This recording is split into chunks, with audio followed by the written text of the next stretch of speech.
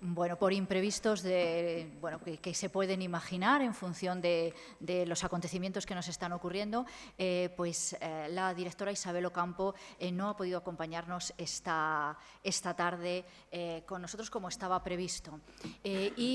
Nos ha hecho el enorme favor el profesor Ángel Baca, que ayer lo abordé a las 8 de la noche y fue un atraco, absolutamente, y le pedí el favor de que pudiera acompañarnos esta tarde impartiendo esta conferencia, que la tenía preparada para nosotros y estábamos intentando encontrar el hueco para que pudiera acompañarnos. Es muy conocido en el programa, y supongo que por vosotros, por muchos de vosotros, porque ha impartido durante mucho tiempo la asignatura de Historia de Castilla y León. Entonces, los que sois más antiguos en el programa lo recordaréis como en la Facultad de Educación os impartía esa asignatura.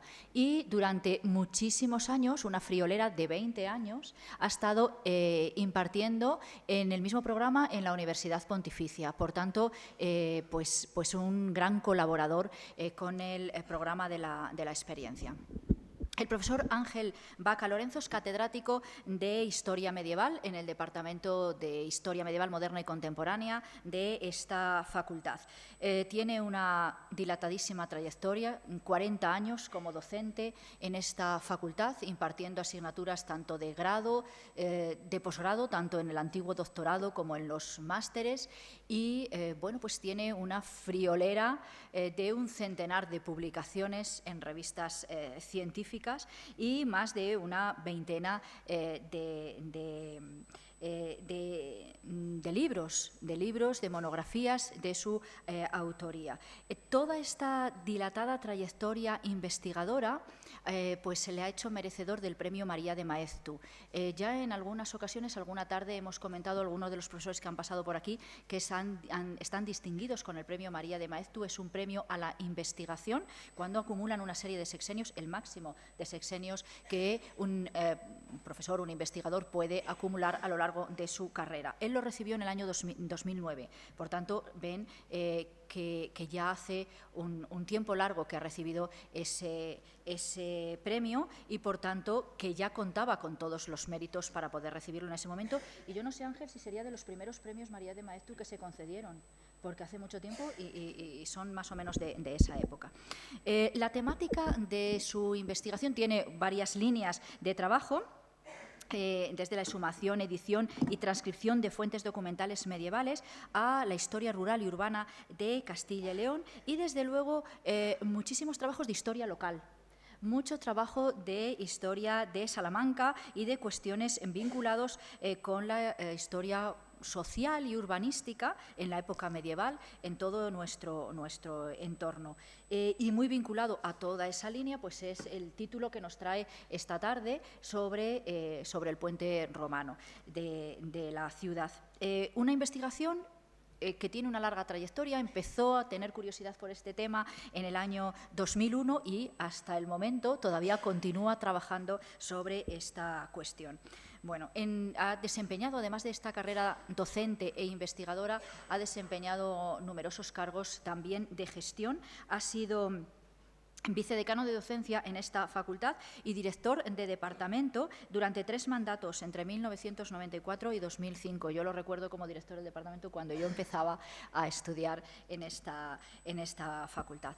Le agradezco enormemente el favor que nos hace acompañándonos esta tarde, que ya, como les dije al principio, lo atraqué ayer por la tarde de forma absolutamente abusiva, pero creo que el ser compañeros de departamento me ha facilitado la posibilidad de pedirle este favor. Muchas gracias, Ángel, por estar una vez más con tus alumnos en tu programa, en tu casa, en la Facultad de Historia.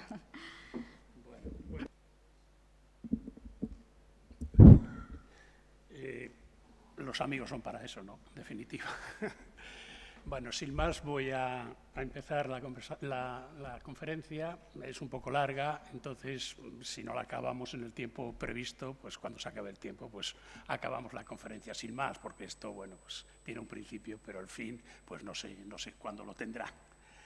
El título, el puente romano de Salamanca, puente mayor del Tormes, veremos cómo este puente mayor del Tormes pues, obedece a una placa que hay en la pilastra de entrada, la pilastra izquierda, en el interior de la pilastra izquierda a la entrada por el arrabal, la entrada del puente por el arrabal. Allí hay una pequeña, que la veremos ahora en imagen, totalmente casi destrozada, se lee malamente, pero pone allí Puente Mayor del Tormes, y a eso obedece, digamos, el título de la conferencia.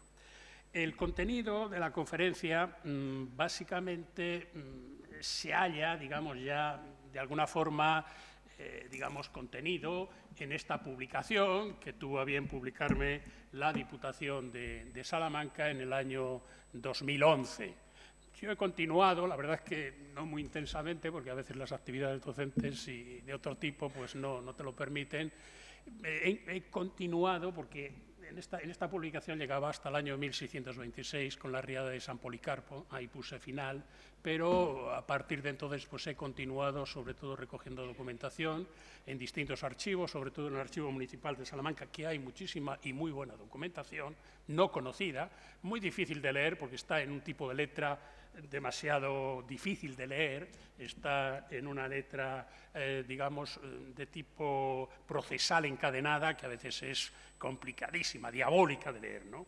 Y por eso, pues a veces uno tiene miedo meterse en esas cronologías, sobre todo del siglo XVI, siglo XVII, por la utilización, repito, de este tipo de letra que casi no hay Dios, con perdón, que la entienda, ¿no? Que la pueda leer. Bueno, el sumario que realizado para esta conferencia lo he dividido como en 3 apartados. Haré primero una pequeña introducción sobre la importancia y el significado histórico que ha tenido el puente para Salamanca a lo largo de su historia. En segundo lugar, haré una presentación de tipo arquitectónico del puente. El puente romano es un edificio, pero un edificio complejo. Hay una parte que efectivamente es romana, pero la otra parte evidentemente no romana, es hispana y además con muchas diferencias, es decir, con muchos elementos totalmente distintos. Podríamos distinguir ahí como 2 partes, lo que podríamos llamar efectivamente la fábrica romana o puente vieja, que así lo denominan las fuentes, y la otra parte que es la puente nueva o fábrica hispana. Esas 2 fábricas, esos 2 elementos que componen el puente, pues los analizaremos, ya digo, desde el punto de vista arquitectónicamente. Y luego ya pues veremos las principales problemáticas que suscita el estudio del puente romano, fundamentalmente lo que se refiere a cuándo fue edificado, la autoría, la cronología e incluso cómo era la primitiva fábrica del puente romano. ¿Era exactamente igual que la que conocemos? ¿Tenía los mismos arcos, la misma longitud o era diferente? Bueno, pues ahí hay opiniones evidentemente de todo tipo. Y luego, pues si nos da tiempo, ya digo, pues abriríamos un capítulo sobre cómo ha evolucionado el puente a lo largo de los distintos años de su historia, que como veremos ya son muchos, son prácticamente 2000 años de historia, ¿no? Entonces, fundamentalmente las riadas, aludiría a 3 tipos de riada fundamentalmente: la riada de los difuntos, de 1254, la de Santa Bárbara, de 1498, y la de San Policarpo, de 1626, que fueron los que realmente derrocaron una parte, siempre la misma, la parte hispana, es decir, la parte que da hacia el arrabal. Esa es la parte que siempre ha sufrido, digamos, derrocamientos por parte de las inundaciones del río Tormes. La razón, pues yo no sé si eso obedece a lo mejor al elemento de la circulación de la tierra o algo así, porque siempre es esa parte, digamos, la que ha sufrido los desperfectos de las grandes crecidas y grandes riadas del río Tormes. Esta parte, la parte más próxima a la ciudad, siempre se ha mantenido, digamos, totalmente, digamos, sin sufrir ningún tipo de desperfectos en este sentido, afortunadamente.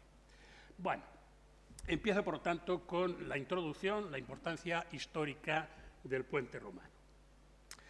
Bueno, a poco de cumplir, si no los ha cumplido ya, los 2000 años de vida, el puente romano de Salamanca, pues aún se yergue victorioso de las 1000 batallas libradas contra las, en ocasiones, impetuosas aguas del Tormes. Peina, diríamos, su cauce con el Toro berraco, aupado a sus ijares. Ahora está ya separado, está la entrada del puente, pero hubo un momento que estaba evidentemente en el torreón central, donde aparece evidentemente aquí en la diapositiva.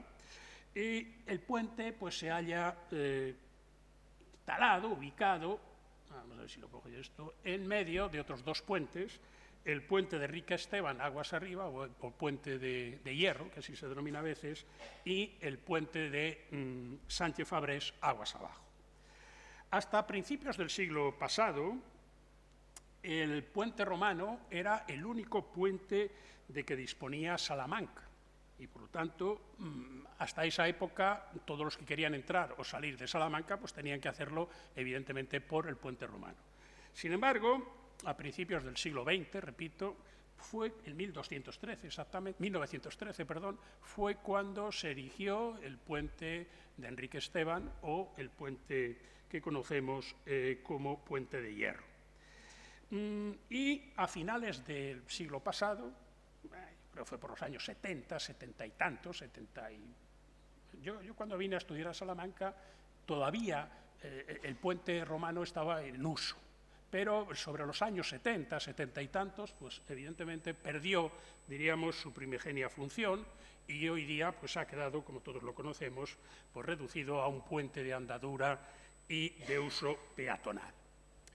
Bien, desde su construcción, repito, pues el puente romano, pues con anterioridad, pues ha servido de entrada a la ciudad por la parte meridional, lógicamente, que curiosamente pues ha sido siempre la parte más celebrada por fotógrafos, pintores, poetas, escritores, pues efectivamente hay el encuentro del río con el Herculeo Puente y el conjunto monumental de la ciudad de Salamanca, la ciudad dorada, que está ubicada como una especie a modo de retablo, pues a unos 20 metros por encima del cauce, pues conforman, repito, un maravilloso cuadro, pues digno realmente de pausada contemplación.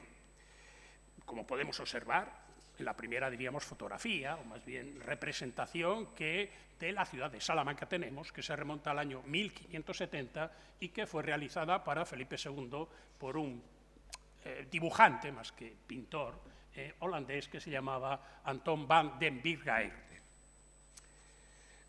Por encima de cualquier otro monumento, la importancia que para los salmantinos llegó a adquirir el puente romano fue tal que desde la Edad Media se convirtió, junto con el toro, que está antes ocupado a sus ijares y ahora al principio, y mal ubicado, como ya indicaré, en el monumento y sobre todo en el icono más representativo y que se materializó en una emblemática divisa incorporada al primer cuartel del escudo de armas de la ciudad.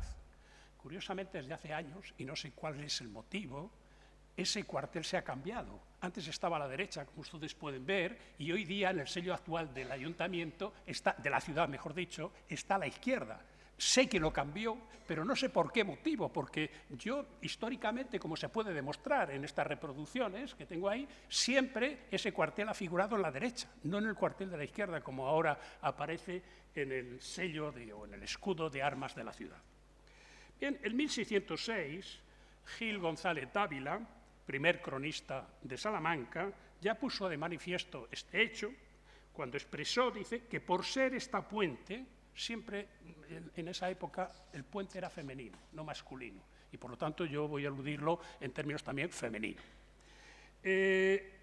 Expresó que por ser esta puente, la cosa más insigne que tiene esta ciudad, la tiene por armas, juntamente con un toro de piedra, que está al principio de ella. Efectivamente, en 1606 el puente estaba al principio de ella, como también lo sabemos, evidentemente, por Lázaro, el Lazarillo de Tormes. Incluso antes del siglo XVI, en el siglo XII y sobre todo en el siglo XIII, ya documentamos este icono del puente en monedas de vellón, que fueron acuñadas aquí en Salamanca, y en varios sellos de cera, a veces muy deteriorados, tanto del concejo como de la clerecía del cabildo catedralicio exactamente. La función que el puente romano desempeñó hasta no hace mucho, pues fue fundamental para el desarrollo de la ciudad, ya que al no existir, como he dicho, pues hasta principios del siglo XX, otro puente, pues este era lugar obligado de tránsito para todos aquellos que querían salir o entrar a Salamanca por la parte sur, por la parte meridional. De esta forma, el puente que permitió el cruce de la calzada romana de la Plata sobre el río, se va a convertir en, o se convirtió, mejor dicho, en protagonista de la historia de la ciudad, y su conservación y defensa fue tarea esencial de los sucesivos habitantes. La calzada romana podía ser sustituida, en caso necesario, por rutas o caminos menos firmes, alternativos, pero el puente, el más importante de los construidos sobre el Tormes, era el paso obligado e insustituible. Su conservación, por lo tanto, va a ser vital para la vida y la actividad de los salmantinos y para su fructífera relación comercial y cultural con las tierras y comarcas allende del puente, es decir, más allá del puente. En tal sentido, hay que señalar que las relaciones más importantes de Salamanca siempre fueron con el sur. A fines del siglo XIX, la revista La Liga de Contribuyentes de Salamanca realizaba el siguiente cálculo sobre el tráfico que soportaba el puente romano.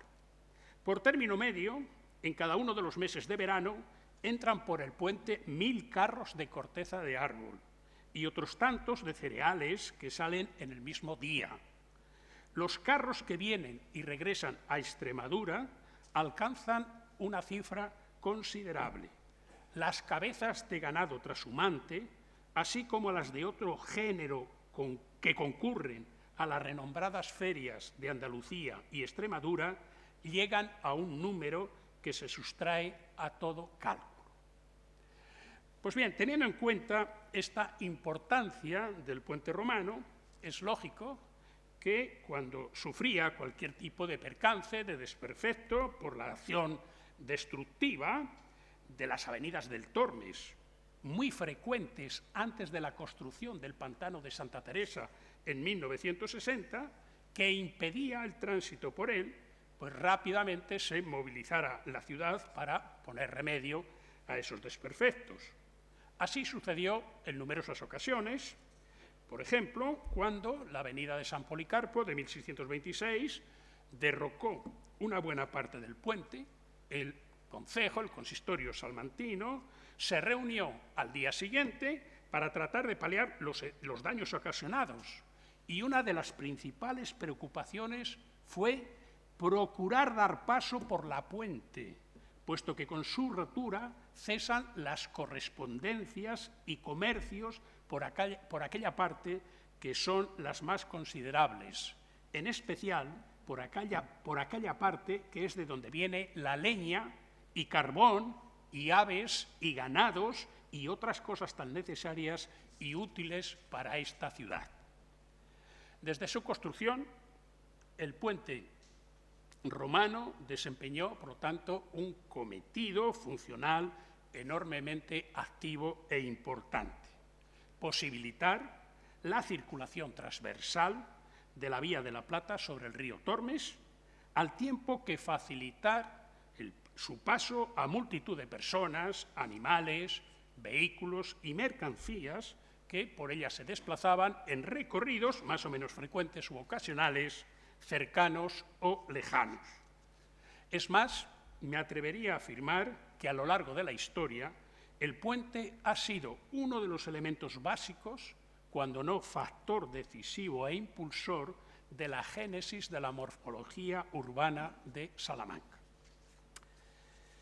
Bien, procedo ahora a la presentación del puente romano. Se trata, como ya he dicho, como ya he avanzado, de una única fábrica, un edificio, pero un único edificio constituido por dos fábricas totalmente distintas. En épocas anteriores, este puente era conocido indistintamente con los calificativos de la Puente Mayor y la Puente Principal de la ciudad. Incluso aún se conserva, como ya avancé también, deteriorada, una pequeña placa cerámica en el lado interior de la pilastra izquierda que flanquea su entrada por el arrabal, en que malamente se lee Puente Mayor del Tormes. Si bien en la actualidad pues su denominación común es la de puente romano, aunque solo una de sus dos mitades, conocida como la Puente Vieja, lo es realmente, ya que la otra es hispana y de épocas posteriores, que suele ser conocida como la Puente Nueva.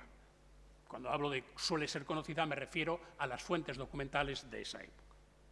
Si bien ambos tramos, unidos por un torreón central, se diferencian con nitidez, el puente constituye un único edificio que se conforma sobre la base de una estructura rítmica de 26 arcos abovedados que generan una plataforma de casi 360 metros de longitud, exactamente 358,70 metros, con 7 metros de anchura y 10 de altura.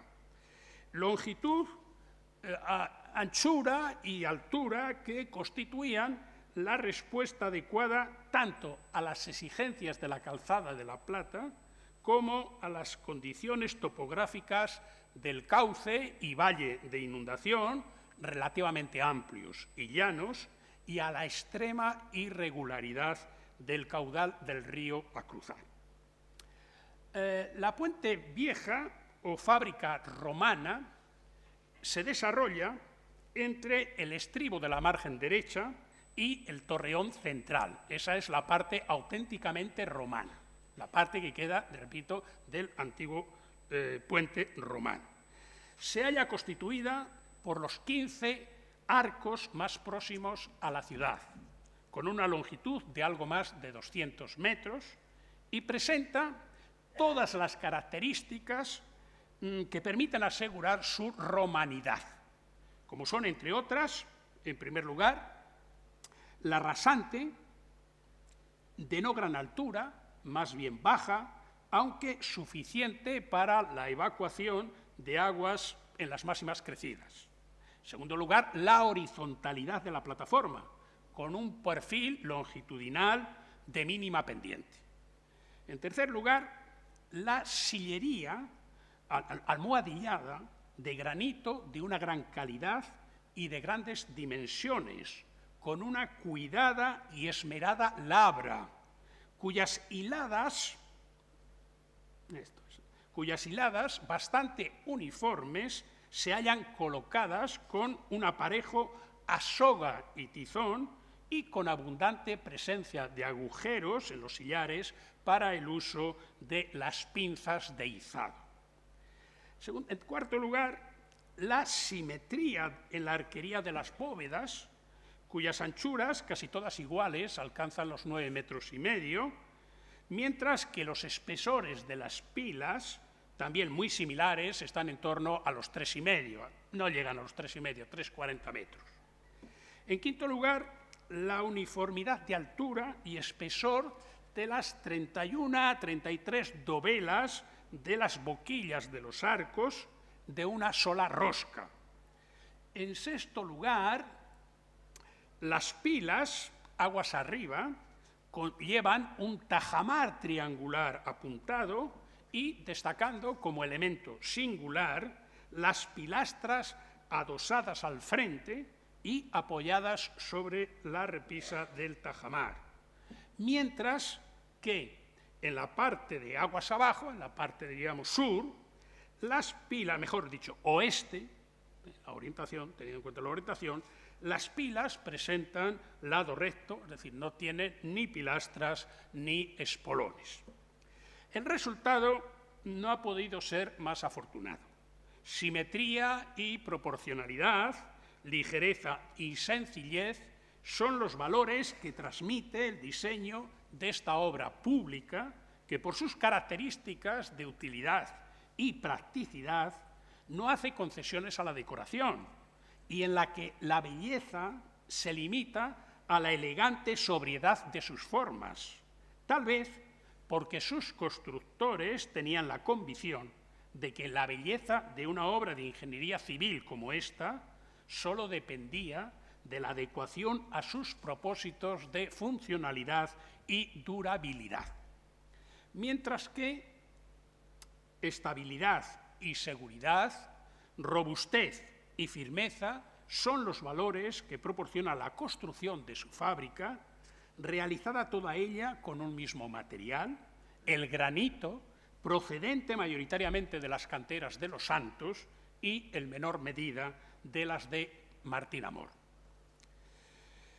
Su edificación, en definitiva, alcanza una gran belleza eurítmica mediante una arquitectura sencilla, armónica, muy proporcionada en todos sus elementos, y así ha sido calificado el puente romano por los más reputados especialistas en puentes romanos como uno de los ejemplares más sólido, equilibrado, simétrico, armonioso, hermoso, perfecto, grandioso, rítmico y monumental. Son los adjetivos que he localizado, digamos, entre los principales estudiosos de los puentes romanos.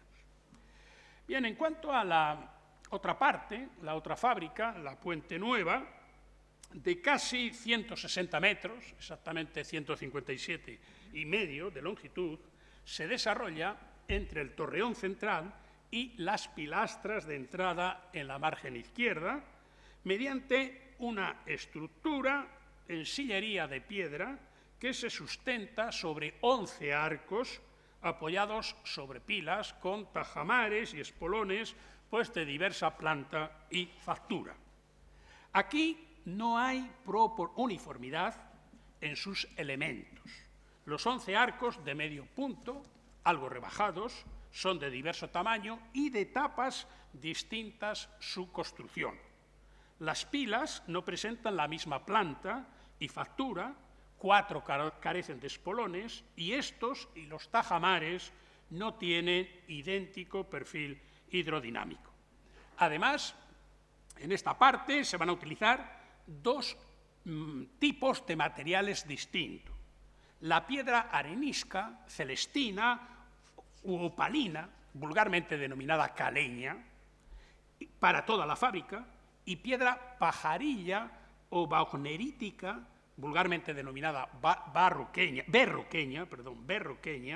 para las dovelas de los arcos 16 a 24 y las dos pilastras o pilas o columnas de entrada al puente por la parte del arrabal.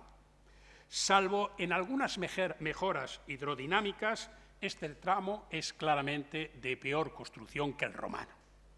No obstante, el resultado es bellamente sencillo y racional, escueto y funcional, y se funde miméticamente en la estructura general del puente.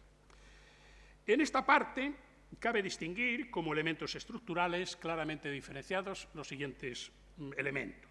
En primer lugar, el torreón. El torreón, que suele a veces denominarse como estribo central o también castillete, es el punto fuerte del puente. Es al mismo tiempo el nexo de unión entre la fábrica romana y la fábrica hispana y destaca claramente del resto de la obra, repito, de una manera nítida.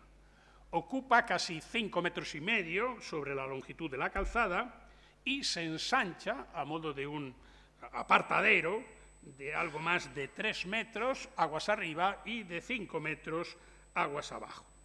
Al frente incorpora aguas arriba un gran tajamar de planta circular, semicircular, mejor dicho, y apuntada. Mientras que aguas abajo lo que incorpora son 2 cuerpos prismáticos adosados sin espolón. Este torreón, o castillete central, o estribo central, proviene, lógicamente, del desarrollo vertical tanto del espolón como del tajamar, pero se halla en relación con un desaparecido castillete a mediados del siglo XIX, cuyo origen, una vez reconstruido en la riada de San Policarpo, se remonta a la época de las comunidades, como he podido demostrar, sí, y que yo les expondría si me diera tiempo llegar a esa parte. En segundo lugar tenemos, y que se ve claramente, este tipo de arco triunfal, más que digamos, más que de Castillete, pues en la reproducción de Anton Wingaerden de 1570. En segundo lugar, tenemos el tramo de los 9 arcos siguientes al torreón. Aquí se halla construido con una gran uniformidad morfológica, salvo por una cosa, en las pilas. Las 4 primeras, es decir, las 4 más próximas al torreón, llevan, es decir, correspondientes a los arcos 16-19, llevan tajamar y espolón simétricos de planta semicircular y apuntada escalonadamente. Mientras que las 4 siguientes se diferencian de las anteriores en que no tienen espolón, aguas abajo, y, por lo tanto, el tímpano es liso. Y, finalmente, en cuanto a los dos últimos arcos, correspondientes a los números 25 y 26, pues presentan notables diferencias con los anteriores. Ya vemos que su directriz, curva, pues es bastante rebajada, afectada evidentemente por la rasante, y la margen también del cauce. En parte están ya aterrados, no dejan ver pues, la línea de cornisa de las pilas, y presentan, curiosamente, tajamar y espolón triangulares que se elevan escalonadamente, ambos simétricos. En este caso, toda la fábrica es de piedra caleña y, como se puede observar en la fotografía de arriba, carece de la línea de imposta. Y el frente de las pilas pues, tiene igual dimensión que las anteriores, pero la luz de los arcos es mucho menor. Son 8,40 metros y 6 metros respectivamente, y también la altura, evidentemente, es muy inferior. Quizá porque está aterrado, como he dicho, por el terreno. Alcanza el penúltimo 3,60 metros de altura, mientras que el último apenas llega a los 2,60 metros. Bien, y a continuación de estos 2 arcos, pues viene ya un estribo, el estribo de la margen izquierda, que está formado mediante pues, la simple prolongación de la línea de los alzados. Es un tramo macizo de casi 14 metros que proporciona pues, simplemente continuidad a la plataforma del puente. La construcción de esta fábrica hispana, pues, es similar a la romana, es decir, a base de aparejo de soga y tizón. Pero los sillares ya son de menor tamaño y, como ya hemos dicho, de distinto material. Piedra arenisca de tonos amarillos o amarillentos y anaranjados, con vetas incluso rojizas por el contenido de los óxidos de hierro, de piedra, en definitiva, caleña, para la mayor parte de la fábrica, que procede de las canteras de algunos de los barrios de la ciudad, como es Los Alambres o Chamberí, o de lugares próximos a Salamanca, como son Los Arapiles, Carvajosa, Calvarrasa de Arriba o Carpio Bernardo. Y piedra berroqueña para el dobelaje de los arcos, del 16 al 24, que tiene un color negruzco, una tonalidad oscura, y que es de textura mucho más resistente al deterioro medioambiental y al paso del tiempo, y que sabemos que procede de un lugar próximo a Ledesma, que se llama hoy día Calzadilla del Campo. Bien, los actuales pretiles, evidentemente, y la actual calzada, pues no tienen que ver nada con las fábricas primitivas del puente, son de época ya totalmente contemporánea. Los pretiles pues, están construidos a base de piedra diversa, coronados con una especie de albardilla enrasada de piedra arenisca de Villamayor, y la plataforma donde se desarrolla la calzada pues, está simplemente pavimentada, digamos, con adoquines de granito. Si el acceso por la parte norte, es decir, por la parte de la ciudad, está vigilado por el toro del Lazarillo, insisto, mal colocado, tenía que estar puesto en la parte de la derecha, así es la primera documentación que tenemos, siempre el toro está situado al inicio del puente, pero en la margen derecha, no en la izquierda, y desde luego no es en ese plinto tan alto, tiene que estar en un plinto más pequeño o a ras de suelo, porque si no, pues Lázaro no se hubiera dado el cabezazo que le dio el ciego, eso es evidente. Entonces, yo no sé de quién, bueno, sé, mejor dicho, de quién es la idea, a mí no me acaba personalmente de gustar y, desde luego, históricamente está mal situado, mal ubicado. Digo que si la entrada del puente romano por la parte norte está vigilada por el Toro, del que evidentemente no voy a hablar, también es muy interesante hablar sobre el Toro, pero bueno, ya es otra conferencia, ¿no? En la parte sur está flanqueada por 2 pilastras conmemorativas de 5 metros de altura y, como he dicho, de piedra berroqueña. La pilastra de la izquierda lleva esculpido el escudo de armas de España y el de la derecha el de Salamanca. Y ven que el Toro y el puente pues aparecen en el cuartel de la derecha, no en el cuartel de la izquierda. Y bajo ellos pues nos aparecen sendas inscripciones que expresan o que dicen lo siguiente: reinando Filipe IV, de este nombre, se reedificó esta puente y se enlosó y hicieron las calzadas, siendo corregidor don Diego de Pareja Velarde, caballero del hábito de Montesa. Acabóse el año del señor de 1622. Estas 2 pilastras sustituyeron a otras anteriores allí asistentes por decisión del consistorio salmantino, tomada el 15 de marzo de 1622, como colofón al reparo del puente realizado por el maestro de cantería Pedro de la Puente Montecillo. Y esas columnas iniciales que estaban fueron retiradas y colocadas, mejor dicho, a la entrada del cercano puente del río Zurquén, que hoy yo creo que no existe, no sé si existe pequeño paso ahí en esos jardines que se han realizado últimamente, y cuya reparación también en esa época concluía por aquellos días Juan de Río Seco. Casi no se ve, pero en la diapositiva, en la parte de abajo, tienen ahí lo que podríamos llamar la traza, casi el plano original que yo he podido localizar. Es una novedad totalmente en el archivo municipal, que pertenece evidentemente a Juan de Río Seco. Y esa representación, pues evidentemente, ese es un grabado del siglo XIX, ¿no? Del siglo XIX.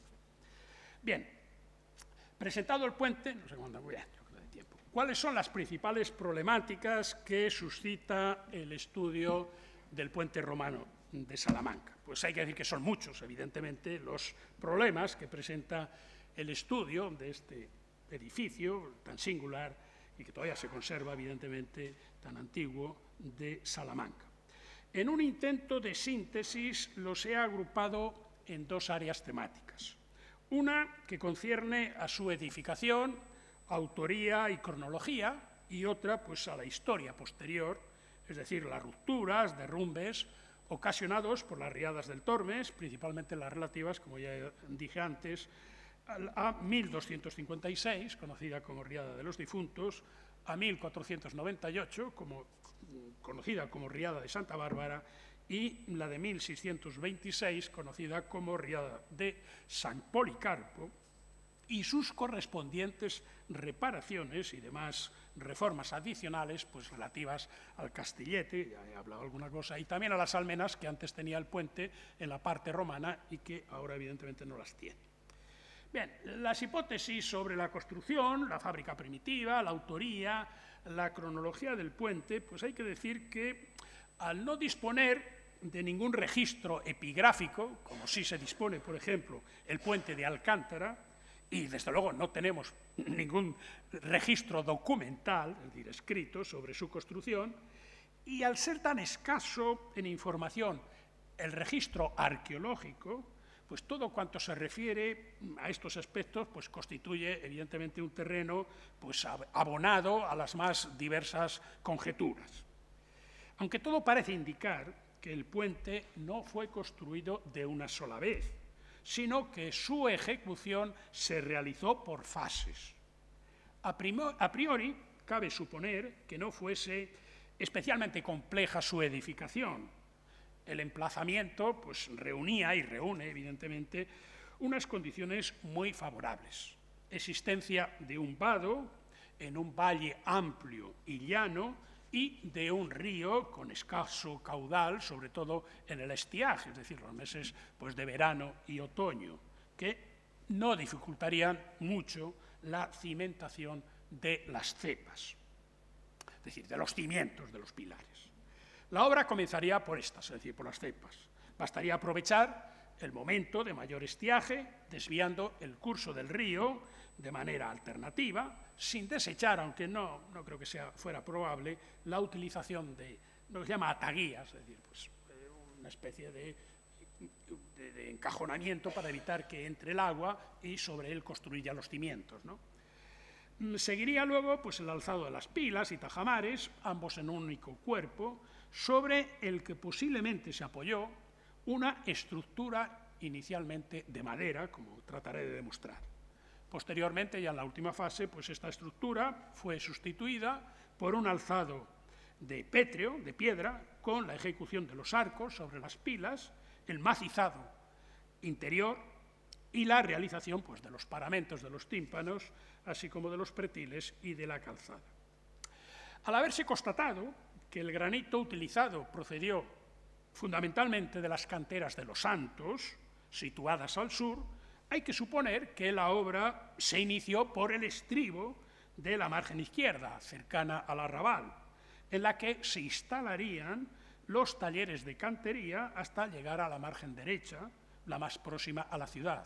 Tengo que decir que los talleres de cantería sí se instalarían en la margen izquierda, pero el poblado de los obreros que vinieron a construir el puente, se estableció, como veremos, como ha demostrado el registro arqueológico ahí, en la margen derecha, cerca de la iglesia de Santiago. Bien, ¿cuál fue la longitud originaria del puente? Y, por tanto, ¿cuántos arcos conformaban su estructura? Pues es un asunto no resuelto plenamente. Sin duda, el argumento, a mi modo de ver, de más peso, más consistente, se debe a Durán Fuentes, quien, basándose en el cálculo de la capacidad de desagüe del actual tramo romano, que él calcula en torno a 1022 metros cúbicos por segundo, llegó a la conclusión de que el puente tuvo que tener en origen una longitud muy similar a la que hoy posee en su totalidad, y con un número de arcos también en torno a los 26 actuales, para poder desaguar las máximas avenidas del Tormes, que en la mayor que conocemos es la de 1940-41, que alcanzó nada menos que los 2004 metros cúbicos por segundo, según la Jefatura de Obras Públicas, cuando el caudal medio anual no llega a los 26 metros cúbicos por segundo. La diferencia, evidentemente, es abismal. Sin embargo, hay otros autores, como Núñez Paz, Redero Gómez o Vicente García, que opinan que en época romana poseía el puente romano una longitud muy inferior. Prácticamente viene a decir que tendría lo que corresponde a la parte romana hoy día, es decir, unos 200 metros. Y tal hipótesis la basan en un hecho evidente, que es la desigualdad existente entre la parte romana y la parte hispana. Tal diversidad pues resulta, como hemos visto, lógica si se tiene en cuenta que la hispana pues, ha sufrido varias rupturas y reparaciones en épocas posteriores. Pero lo que resulta, según ellos, de explicación más incierta es la disparidad de los materiales. Granito en la parte romana y piedra arenisca, sobre todo caleña, en la parte hispana.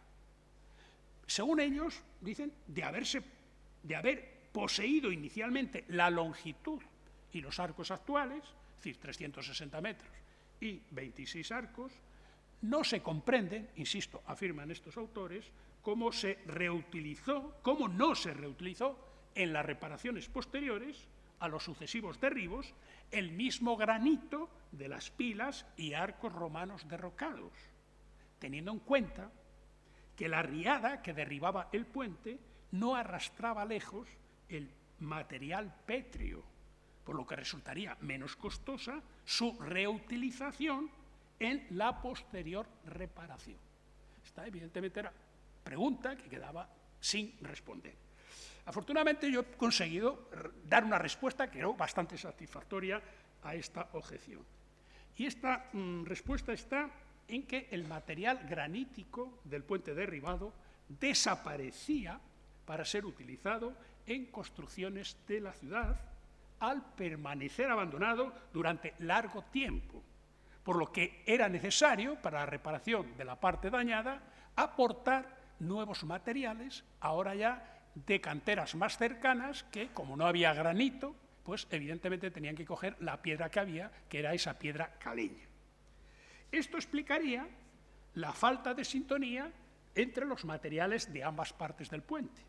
Al menos es lo que sucedió después de la riada de San Policarpo, que una vez más derribó la parte hispana del puente y el consistorio salmantino aprobó el 22 de septiembre de 1627, es decir, prácticamente 2 años después de haber sucedido la riada y derribo del puente, lo siguiente: que los señores corregidor y comisarios de la puente hagan sacar de la arena la piedra de la puente arruinada y se acomode en lo que más a propósito parezca para edificios públicos de la ciudad. Es decir, que incluso los mismos oficiales del concejo salmantino querían que esa piedra que había derribado el puente la utilizaran para otros edificios, no para la reconstrucción del puente. Pero aún más, ellos decían que se cogiera esa piedra, ¿por qué?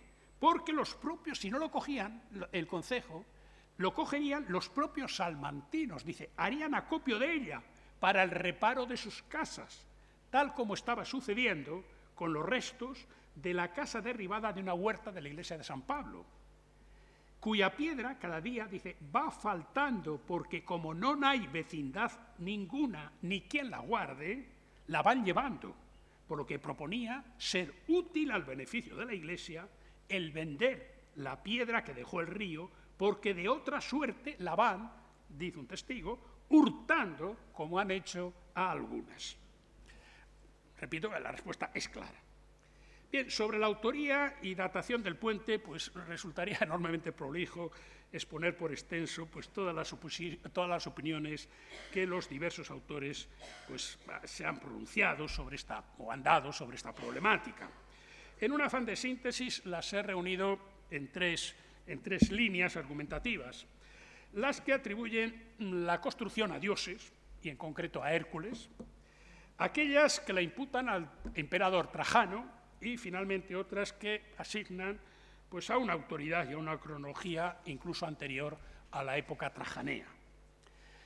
Efectivamente, hay una antigua tradición, mítica totalmente, evidentemente, que atribuye la construcción del puente a tiempos inmemoriales y obra de dioses, en especial a Hércules, como mantenía, por ejemplo, en 1496 Lucio Marineo Siculo, que fue catedrático de esta universidad, y en 1498 Antonio Jiménez, que fue un estudiante de esta universidad y de la que se hizo eco Gil González Dávila, como dice, no, en último caso, que se hace verosímil que los antiguos salmantinos le fundasen y renovasen al tiempo que por su mandato se construyó.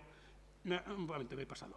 Hace verosímil que los antiguos salmantinos le fundasen y dedicasen a Hércules, y que después los romanos le compusiesen y renovasen al tiempo que por su mandato se construyó el famoso Camino de la Plata, como refería concretamente Bernardo Dorado. Bernardo Dorado apoyaba esta teoría basándose en este grabado de una medalla que encontró en la calzada del puente justo en el año 1767. Para él representa este grabado a Hércules con la clava en la mano izquierda y la derecha apoyada sobre un pilar. Bueno, esta mítica, diríamos, atribución a Hércules, pues carece, insisto, de toda lógica y fundamento, y fue debida fundamentalmente a los, yo los llamaría, fabulistas etnogénicos del Renacimiento, quienes pues también atribuían a este semidios la fundación de la propia ciudad de Salamanca, máxime si se tiene en cuenta que, como se ha podido demostrar, la efigie de la moneda hallada no corresponde a Hércules, sino que corresponde a un emperador romano, concretamente Antonio Pío, cuyo mandato estuvo entre los años 138 y 161 después de Cristo. Bien, la teoría hoy dominante es la de que el puente fue erigido por el emperador Trajano, entre los años 98 a 117 después de Cristo. Si bien hay que decir, no hay ninguna prueba que confirme esta teoría ni esta autoría. Así lo aseguran, entre otros, pues González Dávila, cuyas hipótesis pues, han sido repetidas y distorsionadas una y otra vez, pues hasta crear una especie de estado de opinión sobre la cronología del puente que se basa única y exclusivamente en asociar la construcción del puente con las reparaciones que este emperador efectuó en la calzada de la Plata, como consta en los 23 miliarios que de él se han conservado. Ahora bien, la relación vía romana-puente no es garantía de que sean coetáneas, ya que, a pesar, por ejemplo, de conocerse la época de construcción de la vía, los puentes de piedra conservados pueden ser una construcción posterior a Fundamentis en el mismo lugar donde hubo otro anterior. Finalmente, otros estudiosos atribuyen la autoría del puente pues, a una autoridad anterior al emperador Trajano. Tales son los casos, por ejemplo, de Nebrija. Nebrija la imputa a Publio Licio Craso, es decir, entre los años 82 a 53 a.C. O Modesto Falcón, quien afirma que tanto el Camino de la Plata como el propio puente son, en nuestro juicio, más antiguos que Trajano, más aún que Vespasiano, más que Claudio también, y por consiguiente, si no son del tiempo de la República, se construyeron en los primeros tiempos del Imperio. Tengo que citar a un compañero nuestro, colega, Menéndez Bueyes, de Antigua, que a partir pues, de un documentado estudio de la contextualización histórica y en concreto sobre el proceso de municipalización de Salamanca, a partir de la concesión del derecho latino por el emperador Vespasiano, concluye que es muy posible que el puente romano de Salamanca fuera construido en un momento impreciso de finales del periodo Flavio, es decir, entre el año 81 y el 98 después de Cristo, es decir, bajo los mandatos de Domiciano o Nerva. Bien, ¿cuál es mi opinión? Pues mi opinión es que hay que decir que existe pues, un gran desfase cronológico entre la presencia romana en estas tierras, que se remonta a los años 139 y 133 a.C., y la fecha y autoría asignadas al puente, por lo que considero que su primitiva construcción tuvo que tener un origen anterior a la época trajanea. Tal vez porque, como ya manifestó Maluquer de Motes, el conservado, puente romano conservado, es sucesor de otro puente romano más primitivo, que bien pudo ser de madera, como también apunta Ávila Jalbo, apoyándose en una hipótesis de Gómez Moreno. Efectivamente, resulta muy difícil admitir la ausencia de cualquier tipo de puente que salvara el cauce del Tormes durante los primeros 230 años de romanización en este territorio. Las necesidades creadas, sobre todo a partir, más que de este territorio, digamos, las creadas a partir del territorio del norte, de los asturianos, y concretamente la aparición de minas de oro, las famosas médulas, exigían necesariamente, para transportar, poder sacar de ahí ese mineral y llevarlo al puerto de Cádiz, necesariamente necesitaban no solamente una vía, sino, evidentemente, salvar los obstáculos de los ríos que se tenían que encontrar. Por lo tanto, era necesaria la existencia, imprescindible la existencia de un puente que salvara el cauce del río. Además, en esa época, la mansión salmántica, que se sitúa a medio camino entre Astorga y Mérida, pues adquiere una gran relevancia. En fin, no voy a entrar mucho en esto. Creo que decir que es imposible suponer o negar la existencia de un puente que salvara, repito, este obstáculo para esta gran circulación de ejércitos, de personas, pero también de mercancías que se producen en esta época en la parte occidental de Hispania. Es, por lo tanto, probable, es lo que yo mantengo, que la construcción del puente romano sobre el Tormes se ejecutase por fases y que el primer edificio, del que evidentemente no queda ningún registro, pues tuviera una simple estructura de madera, como es el que ahí nos describe, por ejemplo, César.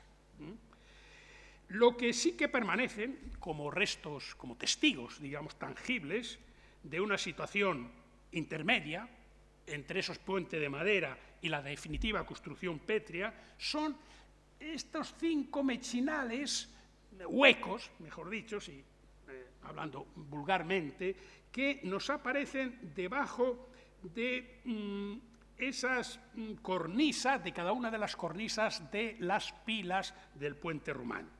Estos mechinales sirvieron con toda probabilidad para el apoyo de 5 grandes vigas de directriz recta o incluso curva que formaban la estructura de un puente de madera, anterior al actual, formado por un entablado de maderos o de una estructura más complicada como la del puente sobre el río Danubio, que está grabada en la columna de Trajano, y que va a ser, curiosamente, la solución que adopten los salmantinos después de la riada de San Policarpo, después de 1626. Los salmantinos no tenían la cantidad de dinero exigida para la reconstrucción en piedra del puente y decidieron reconstruirlo, la parte dañada, con madera. ¿Y qué hicieron? Rebajaron las pilas al mismo nivel y sobre ellas montaron una estructura en el año 1626, una estructura de madera. ¿Qué pasó? Que llegó luego, en el año 36, 1636, otra riada y esa estructura pues se la llevó el río. Y de nuevo, como tampoco tenían recursos, tuvieron que poner de nuevo a hacer la misma solución. Incluso se plantearon hacer un puente nuevo en Tejares, que daban por hecho porque no tenía suficiente dinero y se pensaron hacer el puente, trasladarlo a Tejares. O sea que es una solución esta, repito, que ya se dio en el año 1600, después de la riada de San Policarpo. La última fase, evidentemente, ya de la construcción firme y perdurable del puente, pues consistiría en cambiar esa estructura de madera simplemente por una estructura pétrea.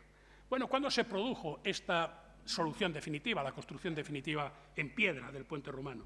Pues yo creo que se desarrolló en la segunda mitad del siglo I, después de Cristo. Es decir, efectivamente, como decía mi compañero, en la dinastía Flavia, coincidiendo con la adquisición por parte de las Cívitas de Salamanca de la condición de municipio durante el mandato del emperador Vespasiano.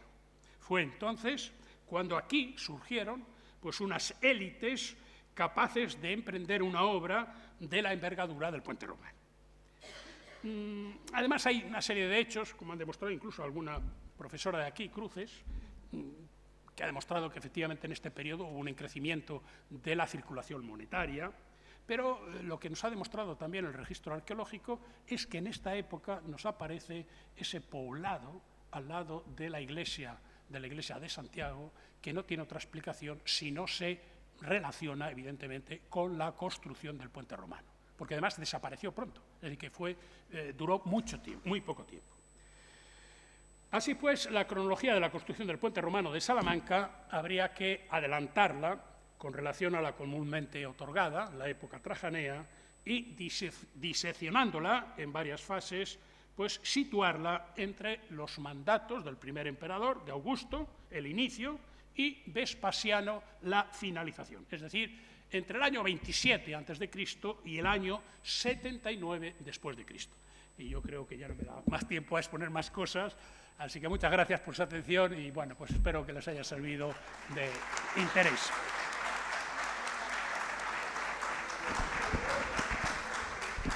Pues agradecemos mucho porque sin duda el puente romano es una de las señas de identidad de la ciudad y agradecemos mucho esta información y esta luz que nos ha aportado sobre, sobre la historia, sobre los momentos de la construcción, sobre los materiales, sobre las etapas, que es de gran interés y que yo estoy segura que habrá suscitado alguna duda en la sala. Abrimos un turno de preguntas. No sé si sobre la posibilidad de ese traslado a Tejares, que es interesante, o de los lugares de donde obtenían los materiales, al otro lado del río, en la otra orilla. No sé por dónde irán las preguntas. Aquí. Hola, buenas tardes. Lo primero, agradecerle a usted que haya venido a darnos esta magnífica conferencia y quisiera también agradecer a doña Paz Pando el esfuerzo enorme que debe de hacer para sobre la marcha tener que cambiar horarios y conferencias por los motivos que todos sabemos. La cuestión que yo le planteo es, usted ha hablado de la situación del toro, que no está donde debería de estar y que está sobre un pedestal demasiado alto. Esa situación tan elevada, que ciertamente es demasiado elevada, ¿puede ser por los motivos de vandalismo? Sí. Claro, puede ser, pero repito únicamente, yo soy historiador, soy medievalista y me ciño un poco, digamos, a lo que yo he podido investigar y dónde estaría ubicado, ¿no? Porque ha recibido, vamos, el toro ese, pues lo han cambiado de sitio, ¿eh? En un principio lo he conocido en el centro, es decir, donde está el Castillete, estaba allí no hace mucho, como además lo hemos tenido fotografiado, pero también estaba en el centro de la plaza, de esa plaza que está al inicio del puente, ¿no? Ahí estaba en el centro ahí, y luego ahora lo han puesto aquí. Yo creo que también estuvo en la margen derecha, es decir, al inicio de la margen derecha, después. Incluso este toro, bueno, tiene, repito, es muy famoso porque el toro hubo un gobernador a mediados del siglo XIX que pensaba que el toro era una ignominia para los salmantinos por haber apoyado las comunidades. Y entonces era llamarlos cerdos, claramente, a los salmantinos. Y entonces este gobernador no se le ocurrió otra cosa que tirarlo al río. Y por eso primero, por eso ha perdido la cabeza. Un toro que no tiene la cabeza. Y después hubo, evidentemente, la comisión, después de la desamortización, la comisión famosa para recuperar muchos edificios, pues se interesó por el toro del puente. Y lo desenterraron de la arena, de las aguas del puente romano. Y había que transportarlo, había que sacarlo de allí, lo querían transportar en el museo, no sé si provincial o local, que crearon en los dominicos. Y entonces no había medio de transporte. Y hubo por ahí un señor que tenía la finca que está en la carretera, que no sé, Valcuevo.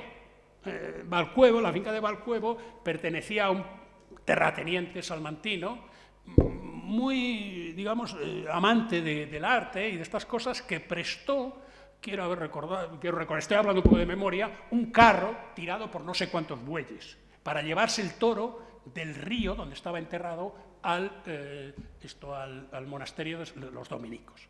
Y en esa operación se cayó otra vez el toro y se partió. Entonces, veis que está, digamos, roto en varios trozos, ¿no? Y entonces es como eso. No sé si he contestado ya, pero efectivamente fue tirado del puente romano porque se pensaba que era una ignominia que Carlos I, o Felipe, yo creo que era Carlos I, había impuesto ahí como insulto, repito, a los romanos, a los salmantinos, por haber apoyado las comunidades. Y, por último, una pregunta. Yo no sé nada de orografía, pero la construcción en ese lugar del puente supongo que estará muy delimitado como el mejor sitio donde que los romanos no eran tontos. Pues parece ser que sí, porque la verdad es que las excavaciones no han podido dar buen resultado porque enseguida aparecía el agua y era imposible. Además, yo creo que tenían pocos medios. Menéndez Bueyes hizo varias, en la última reparación del puente que se hizo, pues intentaron hacer una excavación arqueológica en una serie de pilares, pero enseguida aparecía el agua, yo creo que disponían de pocos medios y no pudieron llegar a conclusiones muy, digamos, definitivas. Sí tengo, evidentemente, alguna información sobre las catas que se hicieron para la construcción del puente de Rodríguez Fabris. No, de Enrique Esteban, el puente de hierro, ¿no? Y ahí tuvieron dificultades, para la cimentación. Tuvieron que hacer pilotes, me parece, la cimentación, y fue realmente complicada, pero lo consiguieron hacer. Porque no encontraban terreno firme para sustentar, evidentemente, el puente, que es una de las bases fundamentales, porque si no, claro. Luego hay una serie de reparaciones, porque claro, el hecho de no tener espolones, pues el puente romano, los pilares empiezan a sufrir no por donde viene el agua, sino curiosamente por la parte de atrás, que es la más débil, y entonces al no tener espolones, pues evidentemente daña enseguida. Y lo que construyeron, eso no lo sé, es cuando baja mucho el río, se ve que en los arcos, abajo del todo, hay como una cimentación entre una pila y otra. Eso está hecho posteriormente, pero, repito, yo ya no sé porque no he llegado hasta el siglo XVII. No. Bueno, he hecho una cata también, una introducción, que es una cosa también muy curiosa. El puente romano estuvo a punto de tirarse. Y si no se tiró, fue por este concejal, por ¿cómo es? El puente Rodríguez Esteban. Este era un concejal y entonces fue el que propuso construir otro puente. Pero la idea inicial, había dos ideas. Construir un puente y tirar el romano. No, bueno, la única idea que persistió, que me parece que se hizo en el puente de Valladolid, fue, claro, el problema del puente romano es que es muy estrecho, son 7 metros. Y yo lo he conocido que había semáforos, porque no podían, evidentemente, circular los camiones, que era por ahí por donde pasaban, los camiones de gran tonelaje pasaban por ahí, no pasaban por el puente de hierro, pasaban por el puente romano, estaba prohibido por el puente, estaba limitado, no sé si a 20 toneladas, estoy hablando de memoria. Y entonces el problema es que, claro, si la circulación apenas pasaba, los peatones podían ser pillados. Y había incluso una pequeña acera en los márgenes, pero evidentemente no daba posibilidades. Y entonces lo que se ideó es hacer como 2 plataformas añadidas al puente romano para que los peatones pudieran salir fuera de la plataforma. Y hay un estudio, sí, que está publicado curiosamente en una revista, no sé por qué, de Cáceres, hay una fundación que se dedica al estudio de los puentes, no sé qué, Torijano, no sé si estoy hablando, repito un poco de memoria, y él hizo un pequeño estudio que yo ya lo había conocido, lo había hecho, porque está aquí bastante documentación en el Archivo Histórico Provincial, y yo ya había hecho una pequeña, repito, investigación o tal, en una revista que entonces publicábamos nosotros, que era Papeles del Novelty, ¿no? Entonces ahí tengo ya adelantado un poco este estudio, que luego él lo retomó y lo hizo mucho mejor, evidentemente, y más serio y más formal, porque encontró más documentación, incluso planos, en algún archivo de Madrid, ¿no? Bueno, yo creo que ya le he contestado. Muchísimas gracias. A mí me gusta mucho el puente, ¿eh? Voy a continuar, lo que pasa es que, bueno, pues a veces me da miedo salirme de mi terreno, del ámbito cronológico. Claro, a mí me cuesta más, porque yo en la época de la Edad Media pues me encuentro más seguro. Pero claro, ya llego a la época moderna, el siglo XVII, que fue un siglo, bueno, hoy día podemos utilizar el término calamitoso, el siglo XVII, yo creo que es el peor siglo que hemos tenido, pues fue calamitoso, pues me cuesta mucho más, ¿no? Me cuesta mucho más. Pero bueno, a pesar de eso, pues sigo ahí y algún día pues pienso que saldrá. Hay una documentación extraordinaria, una documentación además enorme. Yo creo que la administración española del siglo XVI adquirió, digamos, una profesionalidad increíble. Tienen anotado todo, pero todo, absolutamente todo. ¿Quiénes traían los carros de leña, de dónde pueblos venían? ¿Quiénes los nombres? Absolutamente todo. Es que te pierdes a veces con esa cantidad de documentación. ¿Cómo se repartían los dineros para sufragar esas reparaciones? Que implicaba, nada menos que eran 15 leguas a la redonda, que vienen a ser como 100 kilómetros más o menos a cada lado, es decir, desde Benavente, todos los pueblos, desde Benavente al norte a Plasencia al sur, estaban obligados a tener que contribuir, de acuerdo con su capitación, al arreglo del puente romano. Y desde la raya de Portugal hasta Cuéllar, en Segovia, pues exactamente igual, es decir, que incluía una cantidad de gente increíble. Yo tengo, repito, varios repartimientos de esa época que son algo increíbles. Te demuestra, es como una fotografía de las jurisdicciones que había en ese momento en todo este territorio, ¿no? Y todos los pueblos que había. Digamos también la importancia de cada pueblo, porque cada pueblo evidentemente como capitaba en función de la población, y sabemos cuánto, pues evidentemente es fácil ver qué pueblo estaba más poblado que otro. Bueno, pues todo eso, que lo hizo un profesor también de la antigua universidad de aquí, Miguel Artola, hizo lo del antiguo régimen, y una profesora, que yo creo que nada más, no sé si el primer fascículo es sobre Salamanca, que lo hizo Loli, ¿cómo se llamaba? Bueno, era una compañera, pero ella lo hizo pues, sobre documentación muy posterior, Tomás Pérez, Madoz, Tomás Pérez y esta gente, es decir, que esto me refiero a un siglo, 2 siglos anteriores. Bueno, no sigo hablando porque... Muchas gracias. Hola, buenas tardes. Vamos a ver.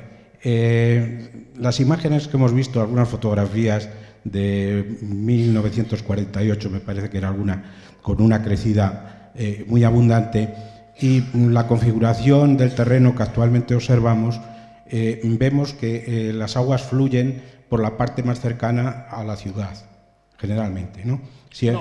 Sí, En la riada fluye por donde puede. ya, Casi bueno, está a punto de efectivamente, desbordar pero el puente. normalmente la fuerza del agua, de una agua desbordada, va a incidir siempre más o menos por la parte que vemos que fluye el agua habitualmente, salvo que la configuración del terreno a lo largo de los siglos hubiera cambiado.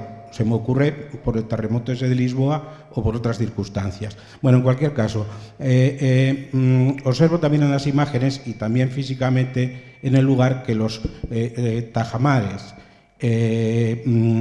las pilastras reforzadas están en la parte según fluye el agua, aguas arriba, en lo que es los arcos de origen romano. En los arcos de origen hispano tenemos un reforzamiento en la salida, en la evacuación de las aguas. Sí. Entonces, claro, Se llaman. hemos de suponer que la parte desaparecida del puente romano, pues también tendría esas pilastras.